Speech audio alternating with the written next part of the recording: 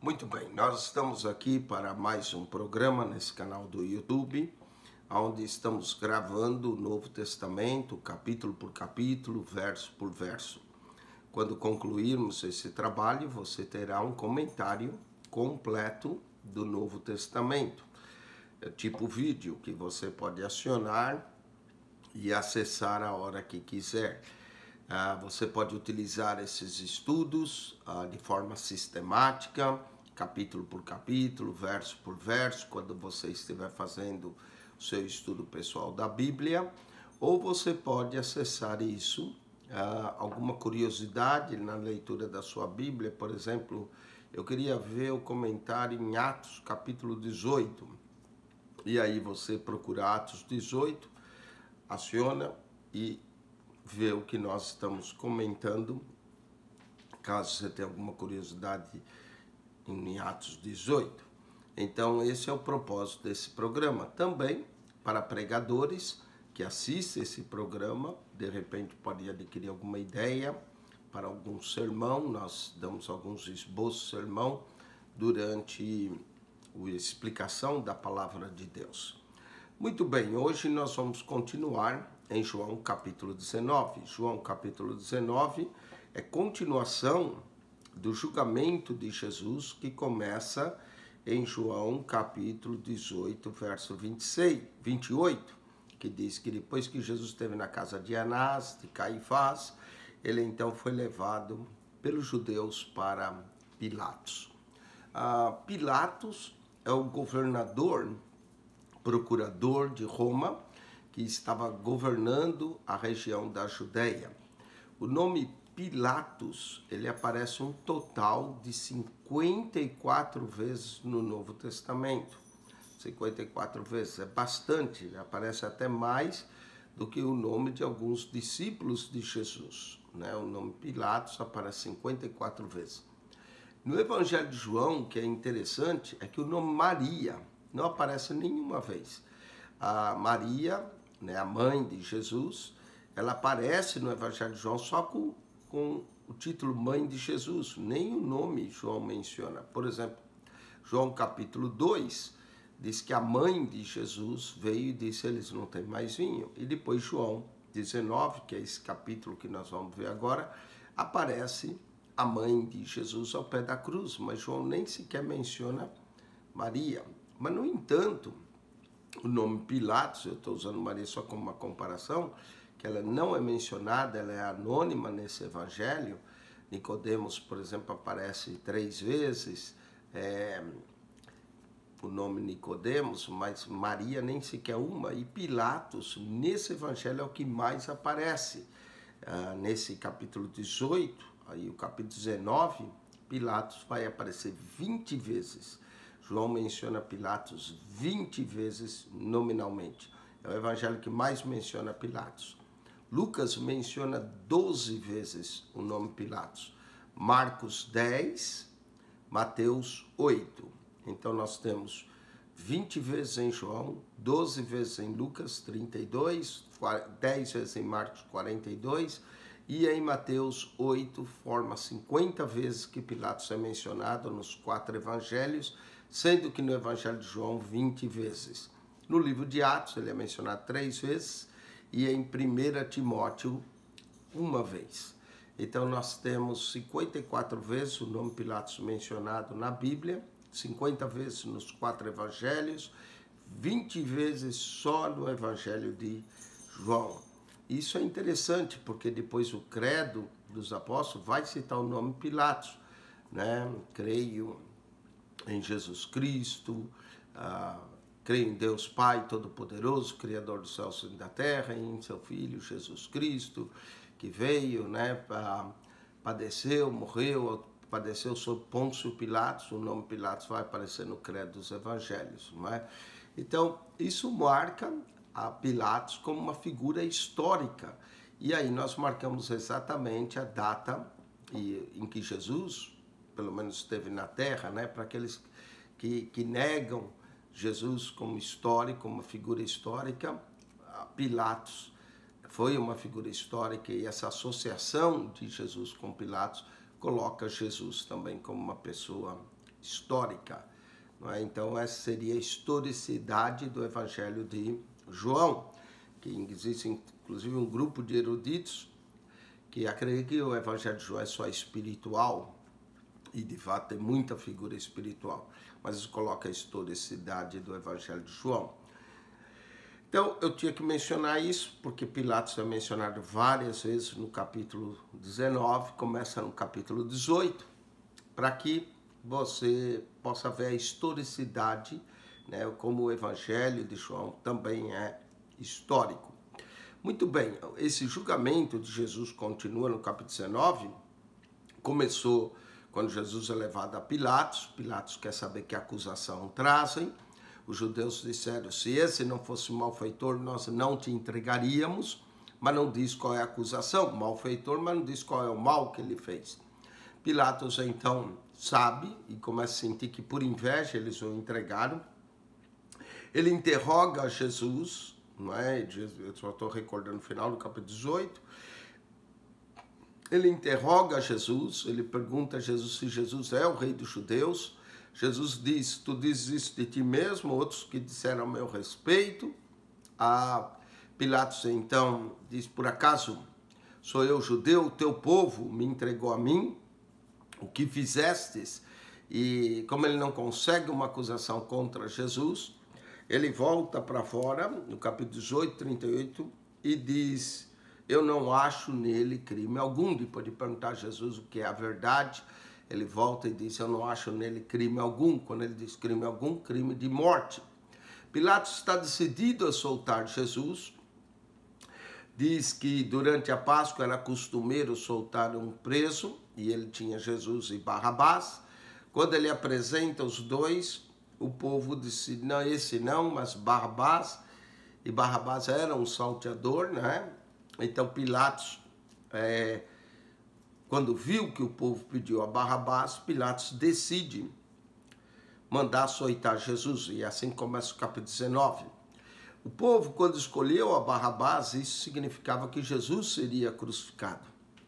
Pilatos manda açoitar a Jesus, porque quando os romanos batiam em alguém, não era como os judeus davam açoites, né, davam 40 açoites, menos uma para não quebrar a lei, porque até 40 podia, ou menos 40 podia, mais de 40 quebrava a lei. Então, quando os judeus açoitavam uma pessoa, eles davam varadas, açoitavam com varas, menos um açoite. Mas quando os romanos batiam em alguém, ou assim, para punir mesmo, eles podiam mutilar a pessoa para o resto da vida. Normalmente os chicotes dos romanos carregavam 3 pontas. Uma tinha ossos de animais, não é? E conforme batia o chicote, aqueles ossos cravavam e rasgavam a pele. Outro ponta havia esporas de metais que, conforme rasgava, primeiro rasgava as peles, as esporas rasgavam até os tendões da pessoa. E depois havia peles de cabra também na ponta para machucar mais ainda as feridas que eram abertas. Então os romanos, quando batiam em alguém ou açoitavam alguém, mutilavam normalmente a pessoa para o resto da vida, porque eles batiam mesmo, principalmente para punir. E a Bíblia não fala claramente, só diz que Jesus foi açoitado, mas estudos minuciosos dizem que Jesus apanhou tanto que atrás, nas suas costas, dava para ver os ossos da costela, né, de tanto que ele vai sofrer. Então, eu tenho algumas figuras, não dá para mostrar aqui, mas que nós vemos o que os romanos faziam quando eles batiam em alguém. Jesus, aquele filme que feito por Mel Gibson, A Paixão, mostra de uma forma bem perto do que aconteceu com Jesus quando foi açoitado, não é? Pilatos, pois, tomou então a Jesus e o açoitou. O propósito de Pilatos açoitar a Jesus era para tirar a ideia dos judeus de crucificá-lo. Ele falou, eu vou açoitar, eu bato bastante nele, eles vão ficar felizes com isso, esse homem vai ficar mutilado pro resto da vida e ninguém vai querer que eu mate, porque eu não acho, como Pilatos disse, crime algum de morte. E no final, depois Pilatos vai ser forçado a entregar Jesus para crucificar. Então, Jesus sofre 2 penas por nenhum crime. Primeiro ele apanha, e o propósito era ou a morte ou apanhar, mas Jesus apanha primeiro, é bem açoitado, e depois, quando Pilatos traz para fora para ver se convenceu eles a não ter que matar a Jesus, eles vão pedir que o crucifique. E aí Pilatos vai entregar a vontade deles para crucificá-lo. E aí então Jesus sofre 2 punições, uma o açoite e outra a crucificação por nenhum crime que ele cometeu. Pilatos tomou então a Jesus e o açoitou.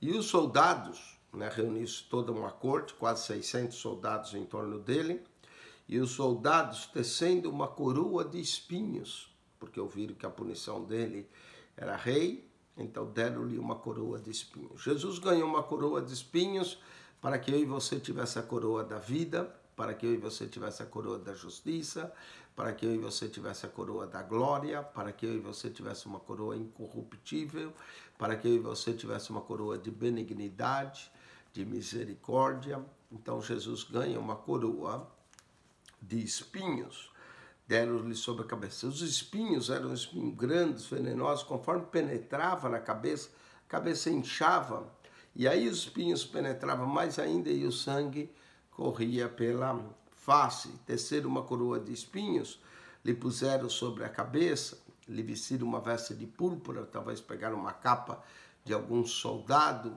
lhe vestiram uma veste de púrpura para debochar de Jesus. Jesus foi açoitado, não só açoitado, escarnecido, e diziam: salve, rei dos judeus, e davam-lhe bufetadas. Note que Jesus enfrentou um açoite pior ainda do que qualquer criminoso normal, porque ele passa também o escárnio dos soldados romanos, que dizia: salve, rei dos judeus, e ainda lhe davam bufetadas. Aí trazem Jesus de volta. Diz assim: então Pilatos saiu outra vez, verso 4, e disse: eis que aqui vos trago fora.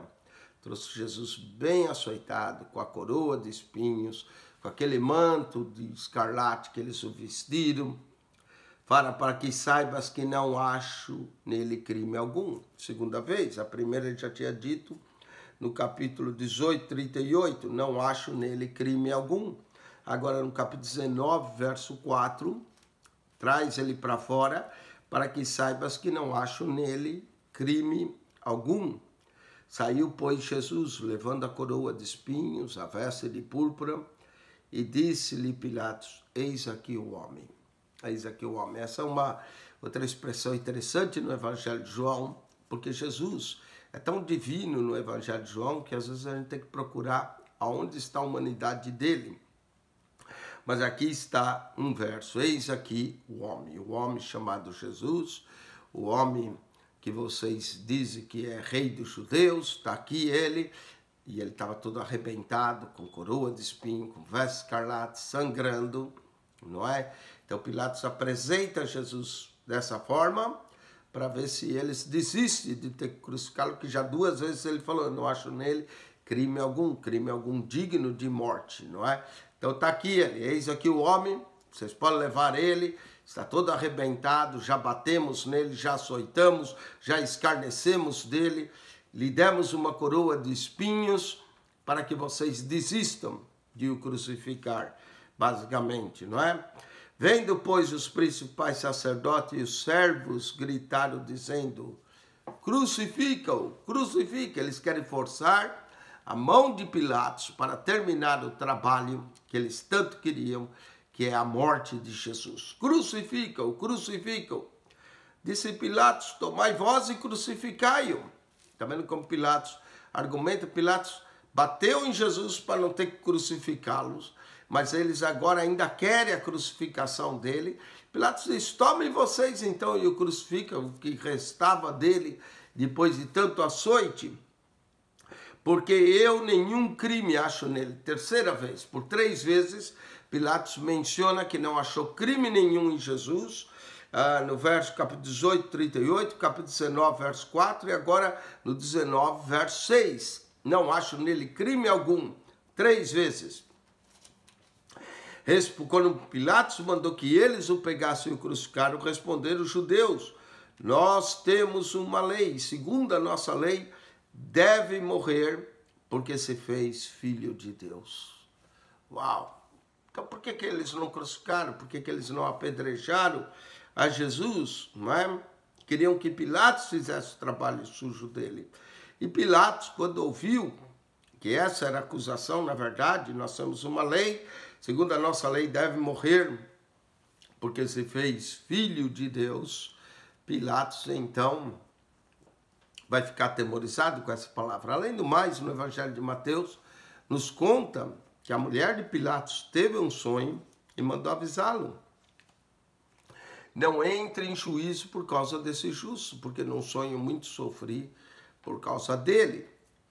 E Pilatos ouve agora que ele é filho de Deus, Pilatos ficou mais temente ainda, porque alguns imperadores romanos se proclamavam como filhos dos deuses, não é? E Pilatos então consegue entender isso, porque muitos dos imperadores queriam ser adorados como o próprio Deus. E quando ele ouve filho de Deus, e Pilatos quando ouviu essa palavra, verso 8, João diz, mais atemorizado ficou, não é? Atemorizado ficou.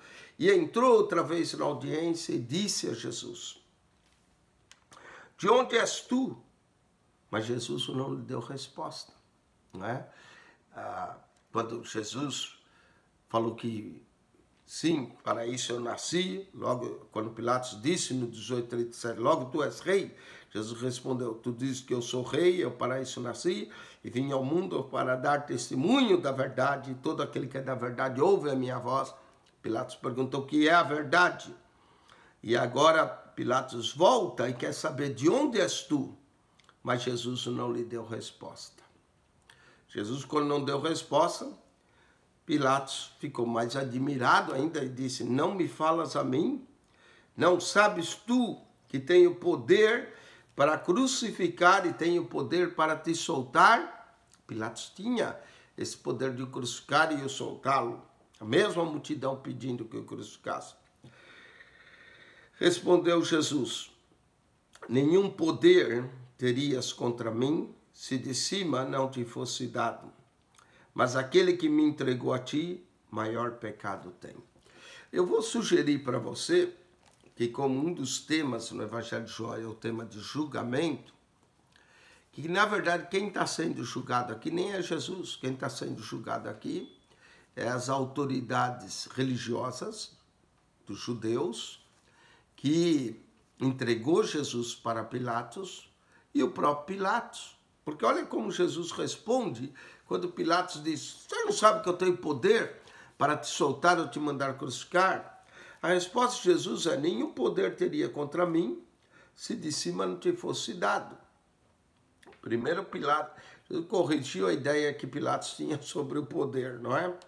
Mas aquele que me entregou a ti, maior pecado tem. Em outras palavras, Pilatos, o que você está fazendo é pecado. Você está me crucificando, né? Eu estou parafraseando agora. Você está me crucificando sem ter achado nenhum crime em mim. E os judeus que me entregaram o maior pecado têm. Olha só. Então, na verdade, quem está sendo julgado é o poder religioso dos judeus e o próprio Pilatos, né? Jesus falou, você não está livre do seu pecado, mas quem me entregou a ti, maior pecado tem do que você, Pilatos. Então, esse tema de julgamento sugere a ideia que Jesus veio ao mundo para salvar, mas, como diz o Evangelho, mas quem não crê nele já está condenado, não é? Quem não crê nele, a palavra há de julgar no último dia. Eu vejo esse mundo para juízo, como 9:39, depois pode ver o comentário nosso no capítulo 9, que nós falamos muito do juízo de Deus. E aqui novamente volta o tema do julgamento, mas de acordo com 19:11, quem está sendo julgado são os judeus. Jesus está sendo condenado, mas o julgamento fica para a autoridade religiosa que entregou Jesus. E próprio Pilatos, Jesus fala de pecado, maior pecado tem? O pecado deles foi matar o justo, foi derramar o sangue inocente de Jesus, sangue inocente esse, que veio para a purificação de nossos pecados. Não é? Maior pecado tem. Desde então, veja Pilatos. Pilatos já tinha dito que Jesus não tinha crime algum, 18:38, 19:4, 19:6. E desde então Pilatos procurava soltá-lo. Mas os judeus gritaram dizendo: se solta esse, não és amigo de César. Qualquer que se faz rei é contra César. É por causa dessa palavra que Pilatos vai entregar Jesus. Presta atenção, Pilatos tinha o poder, Pilatos queria soltá-lo, Pilatos mandou açoitá-lo para não ter crucificá-lo. Pilatos ofereceu Barrabás para ver se eles escolhiam Jesus. Pilatos tentou de tudo para soltá-lo. Mas quando eles falam essa palavra, se solta esse, não és amigo de César, qualquer que se faz rei é contra César. Aí Pilatos vai entregar a Jesus. A razão é porque aqui há um fundo histórico todo atrás desse verso sobre César. Nós temos que voltar lá em Júlio César, o grande general. Júlio César nunca foi imperador, mas foi cônsul, foi o cônsul, né, que governou com poder total sobre Roma. E Júlio César, no ano 44 a.C., foi assassinado numa trama quando entrava no Senado.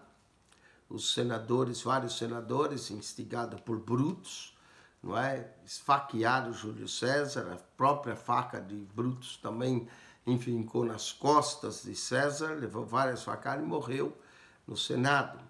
Quem assumiu o poder foi um sobrinho de Júlio César, Otávio, que assumiu e mais tarde se transforma no grande imperador Augusto César, que trouxe a paz a Roma. Também tramaram algumas vezes contra a vida de Augusto César. Então ele criou um tipo de uma polícia secreta, né, no Império, que chamava os Amigos de César, que tem a ver com essa expressão aqui do verso 12. Que quem tramasse contra a vida do imperador e alguém avisasse a César, era considerado amigo de César. Ou qualquer pessoa que se aliasse ao imperador era considerado amigo de César e era premiado. Muito bem, agora já não estava mais em poder Augusto César. Augusto César era o imperador na época que Jesus nasceu. Depois, o imperador que ele morreu assumiu Tibério. Tibério César era o imperador. Tibério era uma pessoa paranoica, também com relação a tramarem contra a vida dele. Já tinham tentado algumas vezes.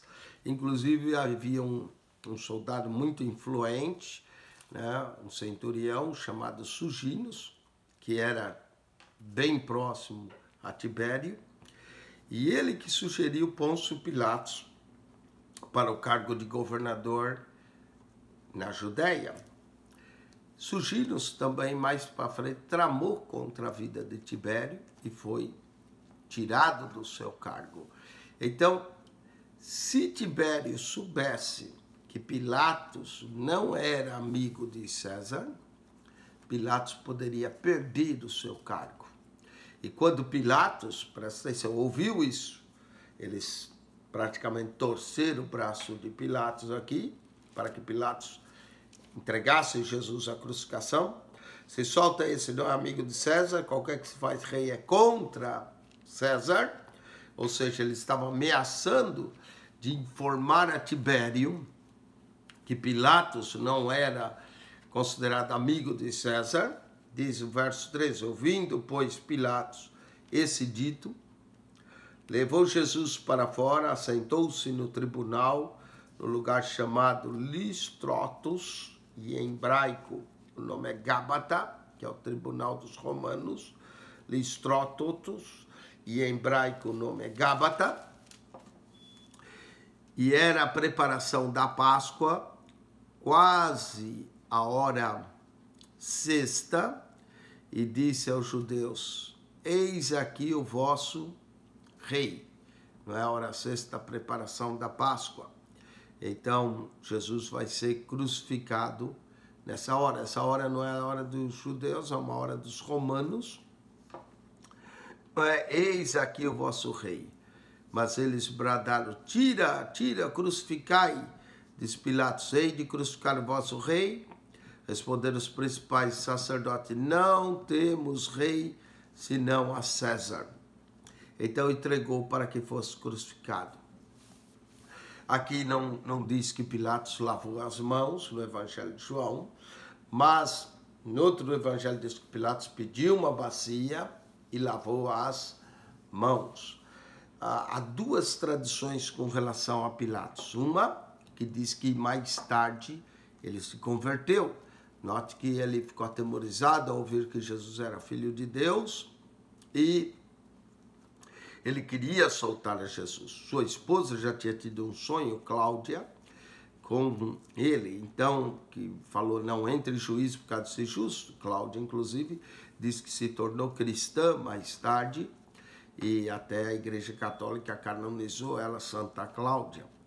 E Pilatos, há duas tradições com relação a ele. Uma que diz que ele se converteu, a Igreja Cóptica também tem um santo chamado Santo Pilatos, que diz que Pilatos se converteu mais tarde e se tornou um cristão seguidor de Jesus junto com sua esposa Cláudia. Então a Católica Romana tem a Santa Cláudia, a Igreja Cóptica Santo Pilatos. Essa é uma história bonita acerca do fim de Pilatos, que vai perder o seu cargo mesmo assim no ano 36, alguns anos depois da crucificação. Pilatos é tirado do cargo de procurador e dizem que ele se converteu, que ele seguiu a Jesus. Como eu disse, a Igreja Cóptica tem o Santo Pilatos. Pilatos entrou o seu nome até para o credo dos apóstolos, não é? Então, essa é a história bonita. A outra tradição que diz que Pilatos morreu louco lavando as mãos. Qual das tradições está certa? É você que decide. Eu estou apenas citando as duas tradições, você pode pesquisar e ver melhor. Mas Pilatos é uma figura interessante e ele vai entregar Jesus para a crucificação. Era Páscoa, quase a hora sexta, diz aqui: eis aqui o vosso rei. Interessante a primeira expressão do verso 5, eis aqui o homem. Agora no verso 14, eis aqui o vosso rei. Mas para lhe bradar: tirai, tira, crucifica.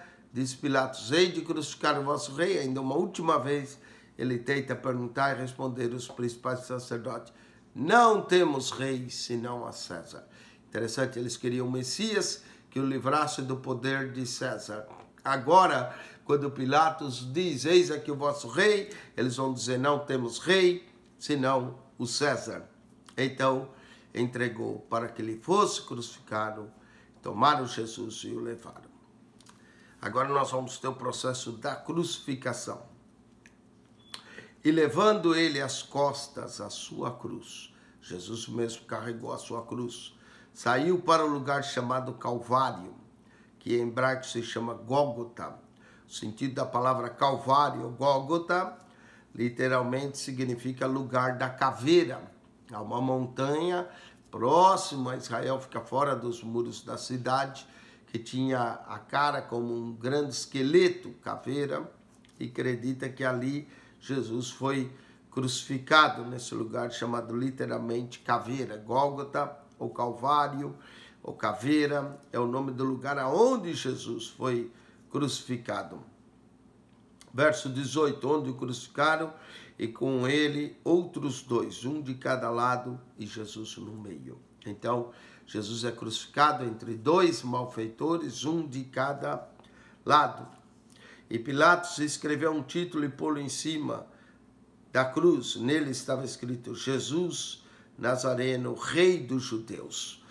Então, esse foi o título que Pilatos deu, porque era a acusação que eles trouxeram contra Jesus, que era a razão que Jesus deveria ser crucificado. Então, Pilatos, nessa escrita, ele mandou escrever: Jesus Nazareno, Rei dos Judeus. Ele atribuiu a Jesus o título Rei dos Judeus. Jesus vai morrer, de fato, como Rei dos Judeus. E muitos dos judeus leram esse título, porque o lugar onde Jesus estava crucificado era próximo da cidade. Note que era normalmente fora dos muros da cidade.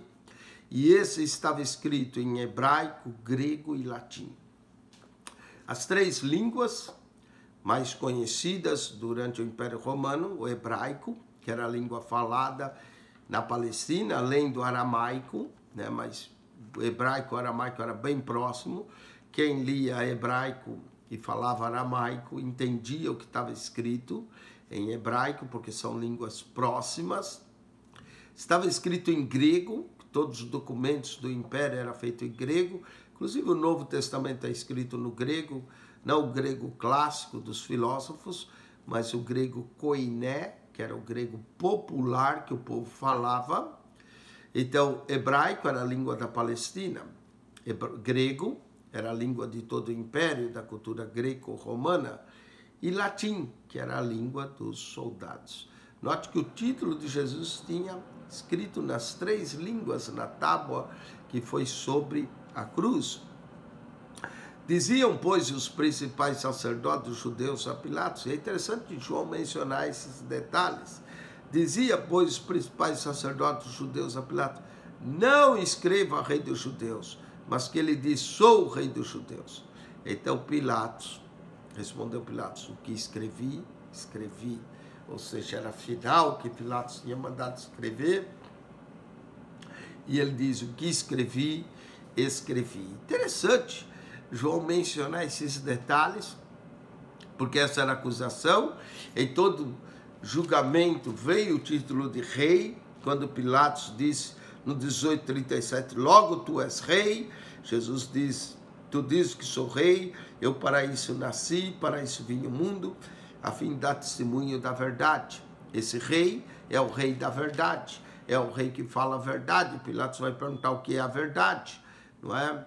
Então é o rei da verdade, é o rei do universo, é o rei dos céus e da terra, é o rei soberano, é o rei dos reis, é o rei todo-poderoso.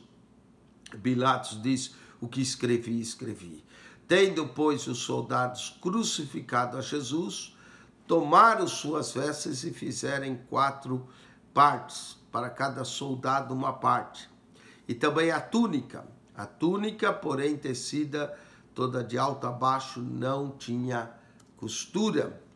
Disseram, pois, uns aos outros, não a rasguemos, lancemos sorte sobre ela para ver de quem será. E isso foi assim para que se cumprisse a escritura que diz, dividiram entre si as minhas vestes e sobre a minha túnica lançaram sorte os soldados, pois fizeram essas coisas. Essa cotação de João vem do Salmo 22, quando Jesus vai dizer, Eli, Eli, lama sabachthani, que quer dizer, Deus, Deus meu, porque me desamparastes. Isso é mencionado no Evangelho de Mateus, não é? Então é a cotação do Salmo 22, e no Salmo 22, que foi escrito por Davi 1000 anos antes de Cristo, não é? Um salmo profético, um salmo messiânico, aponta para Jesus na cruz, aponta para a crucificação de Jesus. Começa o Salmo 22, Deus, Deus meu, por que me desamparastes? Mostrando o ato da crucificação. E João, ao mencionar o repartir das vestes de Jesus, o lançar a sorte sobre a sua túnica, está cotando o Salmo 22, verso 18. Repartiram entre si minhas vestes e lançaram sorte sobre a minha túnica. A túnica, a razão que eles não rasgam é porque era uma túnica única, costurada de cima a baixo, tecida de cima a baixo. Então eles vão lançar a sorte para ver quem é que fica com a túnica de Jesus. Então aqui nós temos a cotação do Salmo 22, não é? É interessante nós olharmos o Salmo 22, 23 e 24 em conjunto, né? Porque no Salmo 22 fala da crucificação de Jesus, no Salmo 23 aponta Jesus como nosso pastor, o Senhor é meu pastor, e no Salmo 24 a coroação de Jesus entrando Rei da Glória.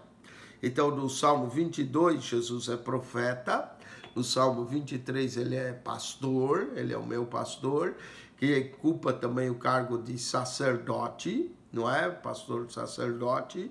E no Salmo 24 ele é rei, ele é o rei de toda a terra.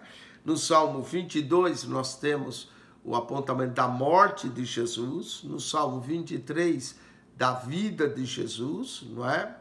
Ainda que eu ande pelo vale de sombra da morte, não temerei mal algum, estás comigo, a vida de Jesus. E no Salmo 24, Jesus reina.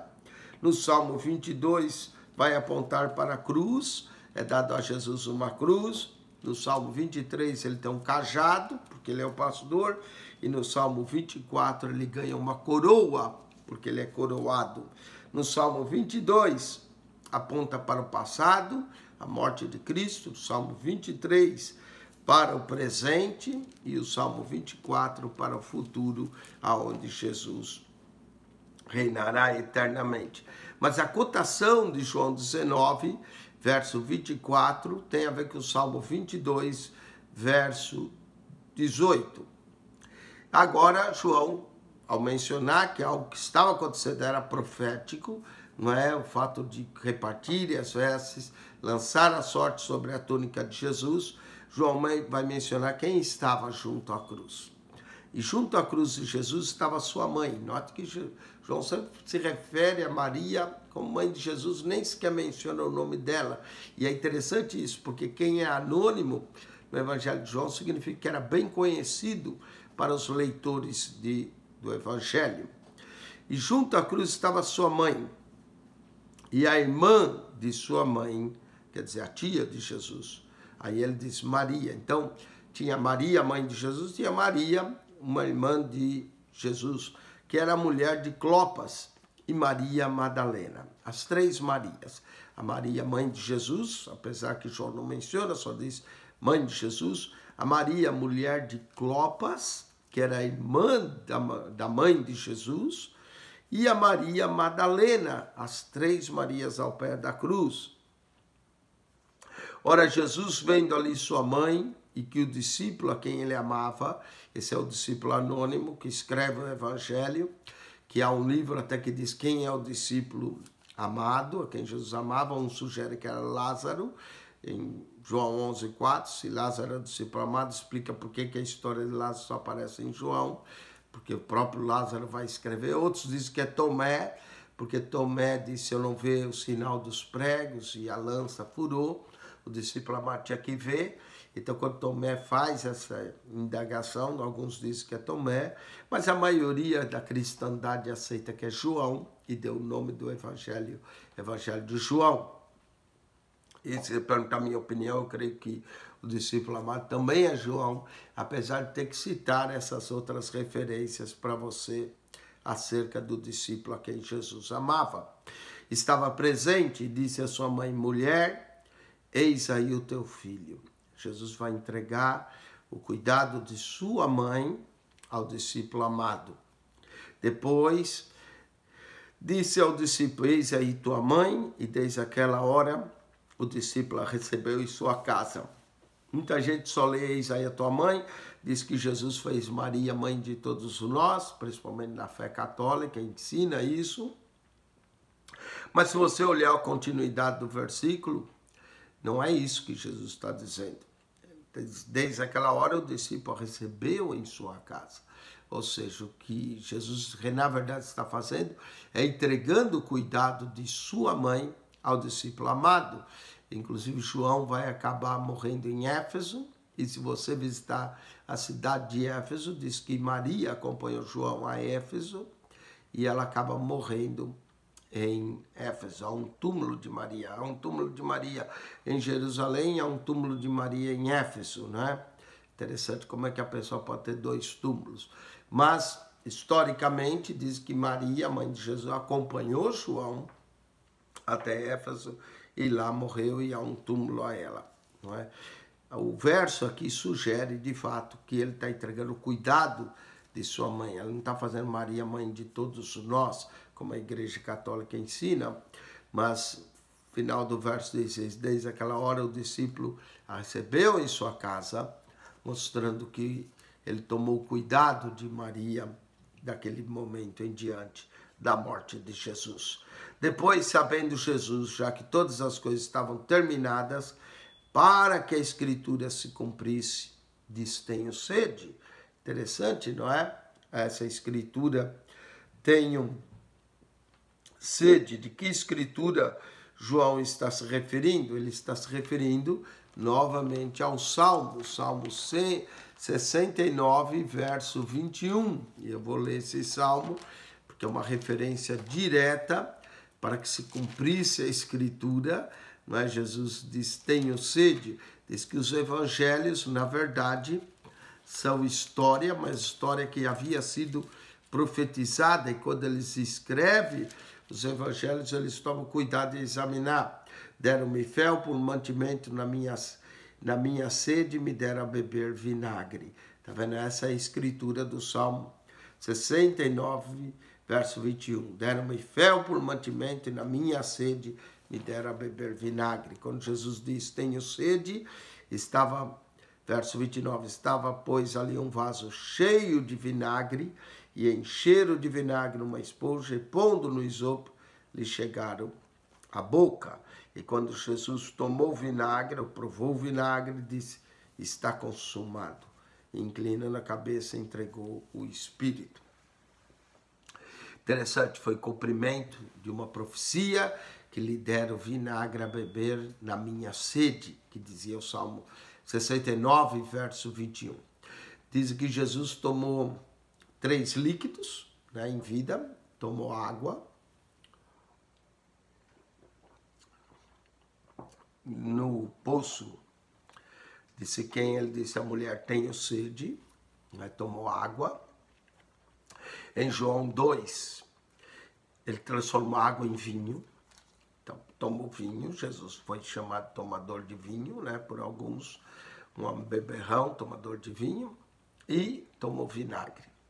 A água é o líquido mais básico que nós bebemos, não é? Mas é essencial para a vida. Quando Jesus tomou água, fala-nos do ano ainda que ele não era famoso. Ou seja, houve 3 anos, ainda o ano da obscuridade de Jesus. Quando tomou vinho, foi quando os seus se passaram a crer nele. Então, o vinho representa alegria, representa a fama, o conhecimento. Era a bebida mais comum em Israel, porque muitas vezes a água nem era saudável e o vinho se tornava, então, mais saudável do que a própria água. Então, era a fama. E provou o vinagre. O vinagre aponta para a dor, para o sofrimento. Então, aí nós podemos ter os 3 anos também do ministério de Jesus. A água, o ano em que ele não é conhecido. O vinho, quando sua fama cresceu. E o vinagre, o momento de sua dor, do seu sofrimento, da sua crucificação. Muitas vezes nas nossas vidas, nós vamos ter esses 3 líquidos também simbolicamente representados, não é? A água, que simboliza os anos que nós não somos conhecidos, o vinho, que é o ano da fama, que é o ano em que divulgamos o evangelho, e finalmente o vinagre, que são os anos amargos que vêm para todos, não é? Que nós só provemos o vinagre como Jesus provou, que não fiquemos bebendo vinagre a vida toda, não é? E quando Jesus tomou o vinagre, disse: está consumado. Inclinando a cabeça, entregou o Espírito. Cristo ficou só algumas horas na cruz, não é? Diz que ele ficou em torno de 6 horas na cruz. João menciona os 2 malfeitores, Lucas menciona o perdão de um deles, não é? Mas aqui João só menciona, o que João preocupa em mencionar é o cumprimento do Salmo 22, verso 18, no repartir as vestes, é as 3 Marias ao pé da cruz, o cuidado de Jesus entregando cuidado de sua mãe ao discípulo amado, né? E o discípulo vai recebê-la em sua casa. O fato da outra escritura: na minha sede me deram vinagre a beber. E aí está consumado, inclinando a cabeça, entregou o Espírito. Está consumado a obra da redenção, está consumado o preço que ia ser pago pelos nossos pecados, está consumado a salvação, está consumado o juízo do príncipe desse mundo, conforme diz, agora será julgado o príncipe desse mundo, está consumado, é uma palavra que indica a consumação da obra da salvação. Inclinando a cabeça, entregou o Espírito. Os judeus, pois, para que no sábado não ficassem os corpos na cruz, visto como era a preparação, a Páscoa, né? Já era a Páscoa, pois era grande o dia daquele sábado, era o primeiro sábado após a Páscoa, rogaram a Pilatos que lhe quebrassem as pernas e fossem tirados. E aqui vai cumprir novamente o Salmo 22, nenhum dos seus ossos será quebrado. Foram, pois, soldados e, na verdade, quebraram as pernas ao primeiro e ao outro. A forma de quebrar as pernas é quando quebrava as pernas de quem estava crucificado, causava uma hemorragia, acelerava o processo da morte. Mas, vendo Jesus que já estava morto, não lhe quebraram as pernas. E, novamente, cumpre-se o Salmo 22. Nenhum dos seus ossos será quebrado. Contudo, um dos soldados lhe furou o lado com uma lança, e logo saiu sangue e água. Tá vendo? Duas bebidas interessantes, sangue e água. O sangue, né, representa a nossa redenção e a água representa o nosso batismo. Todos nós passamos pelas águas batismais e provamos da ceia do Senhor, que representa o sangue de Cristo. Literalmente diz que quando sai sangue e água, literalmente, alguns estudiosos da medicina dizem que os pulmões arrebentam, não é? E as águas que estão nos pulmões entram na corrente sanguínea, quando o coração arrebenta, na verdade, junto com os pulmões, e entra na corrente sanguínea, e é possível que quando Jesus expirou, literalmente o seu coração, os seus pulmões se arrebentaram, e aí entrou na corrente sanguínea de Jesus, não é? Conforme ele expirou, entrou na corrente sanguínea, e quando lhe furaram com a lança, então daí porque misturados dois líquidos, água e sangue. Simbolicamente, a água simboliza as águas do nosso batismo e o sangue simboliza a purificação de nossos pecados. Não é? Nós aqui também temos 4 visões de Cristo, não é? Cristo, nós podemos dizer, na manjedoura, nascendo, Cristo na cruz morrendo, Cristo na eternidade reinando e Cristo no coração do crente santificando, não é? Então, a água simboliza o nosso batismo, o sangue, a nossa redenção, as visões que nós podemos ter de Cristo, não é? Cristo na manjedoura nascendo, Cristo na cruz morrendo, Cristo na eternidade reinando e Cristo no coração do crente o santificando para levar para o reino dos céus. Aquele que o viu testificou. Então quem viu isso foi o discípulo amado. E aí é por isso que alguns dizem que em João 20, quando Tomé fala assim, eu tenho que enfiar o meu dedo e a mão onde a lança furou, quem viu isso foi o discípulo amado. Então por isso que alguns sugerem que Tomé seja esse discípulo amado.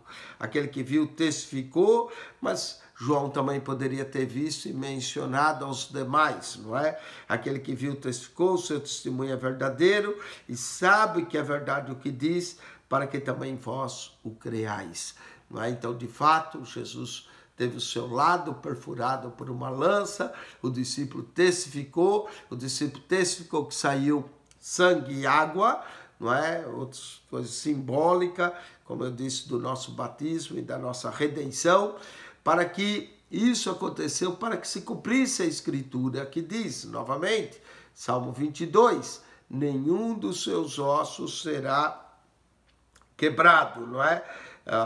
Nesse salmo, quando declara que nenhum dos seus ossos seria quebrado, aponta para o salmo de número 22, versos 17 e 18. para que se cumprisse a Escritura. E outra vez a Escritura diz, verão aquele que o transpassaram. Novamente, Salmo 22. Então, eles viram aquele que o transpassaram a Jesus com uma lança. E assim se deu o ato da crucificação. Note que o capítulo 19 começa com o julgamento de Jesus por Pilatos, depois o ato da crucificação, e agora nós vamos terminar esse capítulo 19 com o sepultamento de Jesus. Depois disso, José de Arimateia, note que era discípulo de Jesus, mas era em oculto. Jesus, além dos 12 discípulos, tinha outros discípulos ocultos, por exemplo, um homem que cedeu o cenáculo para que Jesus fizesse a última ceia, não é, com seus discípulos, ceia de Páscoa. Um homem influente, José de Arimateia, que possivelmente pertencia ao Sinédrio, não é, ao Sinédrio, ao Senado dos judeus. José de Arimateia, que era discípulo de Jesus, mais oculto, por medo dos judeus, rogou a Pilatos, e ele tinha uma certa influência com Pilatos, rogou a Pilatos que permitisse tirar o corpo de Jesus. José de Arimateia é aquele que pede o corpo e é aquele que vai ceder também o túmulo para Jesus. E Pilatos o permitiu, então foi e tirou o corpo de Jesus. E agora aqui aparece Nicodemos pela terceira vez. Nicodemos apareceu a primeira vez no capítulo 3 de João, depois ele aparece no capítulo 7, diante do Sinédrio, dizendo, por acaso a nossa lei julga um homem sem primeiro ouvi-lo? E agora Nicodemos aparece, pegando o corpo de Jesus, junto com José de Arimateia, no capítulo 19, verso 39. Foi também Nicodemos, aquele que anteriormente se dirigia de noite a Jesus, e levando quase 100 libras e um composto em mirra e aloés. Levaram esse composto para preparar o corpo, para normalmente tirar o mau cheiro do corpo, eles punham a mirra, o aloés, não é? E tomaram, pois, o corpo de Jesus e envolveram em lençóis, junto com as especiarias, como os judeus costumavam fazer a preparação para o sepulcro. As especiarias, o aloé, a mirra, era para dar o cheiro, né, preservar o corpo do cheiro de Jesus. Os magos do Oriente também, quando vieram, trouxeram ouro, né, que representa a realeza de Cristo, incenso, que representa o sacerdócio de Cristo, e mirra, que representava a morte e a crucificação de Jesus, junto com o seu sepultamento. Tomaram, pois, e envolveram lençóis com as especiarias, como costumava fazer preparação para o sepulcro. E havia um horto naquele lugar onde foram crucificados, e no horto um sepulcro novo. Sepulcro novo, aquele que nasceu de uma virgem, merecia um sepulcro virgem, um sepulcro novo, em que ainda ninguém havia sido posto, não é? Então deram um sepulcro novo a Jesus, diz que o sepulcro era pertencente a José de Arimateia, então ele mandou colocar nesse sepulcro novo, em que ainda ninguém havia sido posto.